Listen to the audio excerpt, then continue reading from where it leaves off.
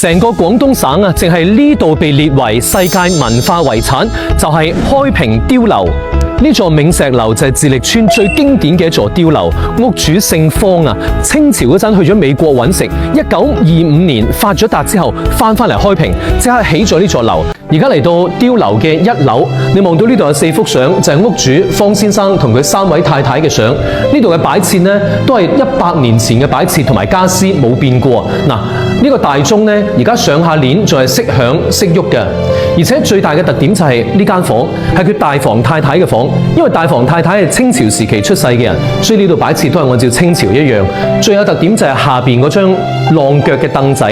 因為太太呢，佢仲係前小腳嘅女性，所以呢張凳仔呢係晾住佢小腳，張凳仔都特別細嘅。同埋呢度有一個箱啊，你望一望，呢個箱呢叫做金山箱啊，就係金山阿伯喺美國帶翻嚟嘅箱。上到嚟2樓啦，你望下一隻螃蟹。嗱，2樓呢度呢就係屋主第2個仔住嘅呢層樓。嗱，呢度擺設呢都係好古樸嘅喎。嗱，第2隻螃蟹，因為螃蟹係打橫行噶嘛，咁屋主希望呢可以有橫財就手啊。嗱，最大嘅特點呢，你望下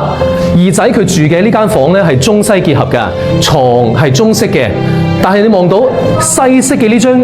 轉凳喎，係純木打造嘅。喺2樓上3樓嘅窗口位呢度呢，有幾條鐵通喺度啊。嗱，呢度有把鎖，跟住有條繩喎。即係話如果屋入邊有賊入嚟，加埋可能會有火燭嘅話呢，佢就解開呢個鎖，呢2條鐵通就會升上嚟，跟住主人就可以將呢條繩掟落去，順住條繩就爬落樓，上到4樓啦。係佢2房太太住嘅，2房太太係香港人，不過喺美國2個人相識嘅，所以2房太太生活呢非常之西化。你望下呢度有張梳化，嗱，粵語梳化呢就係根據英文單詞 sofa 咁樣用音譯譯過嚟嘅。你望下呢度呢仲有一個留聲機啊。嗱，民國時期呢，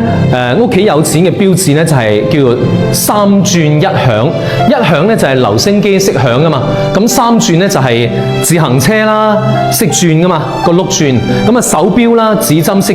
轉啊，仲有就係縫紉機啊，叫做衣車，佢係識轉嘅。上到5樓啦，但你睇碉樓最大嘅特色就係呢個角落位，呢個地方叫燕子竇啊。你望一望，呢度有3個窗孔啊，嗱，長方形嘅，下邊2個都係長方形嘅，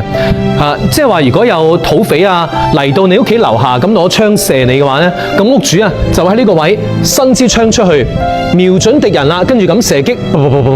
上到樓頂啦，你望到呢度有好多好靚嘅碉樓。我諗起咗喺江門地區一句講華僑華人嘅歌謠，叫做賺得黃金千萬兩，翻嚟起屋兼買田。就話啲華人去金山打拼，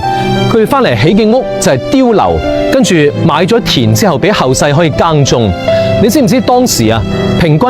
100個華人華僑去美國，跟住喺搭船嘅過程中呢，有60-70人都喺船上病死咗，最終上到岸去到金山嘅得20-30個咋。嚟到今時今日，呢啲碉樓嘅產權喺邊個手中呢？嗱，據說啊，喺1950年代，司徒美堂先生即係著名僑領啦，佢寫信俾北京嘅領導，佢就話呢啲碉樓呢並唔係地主剝削農民所建，而係海外華人用雙手打拼所得。所以時至今日，呢啲碉樓佢嘅產權仲喺華人華僑嘅後代手中。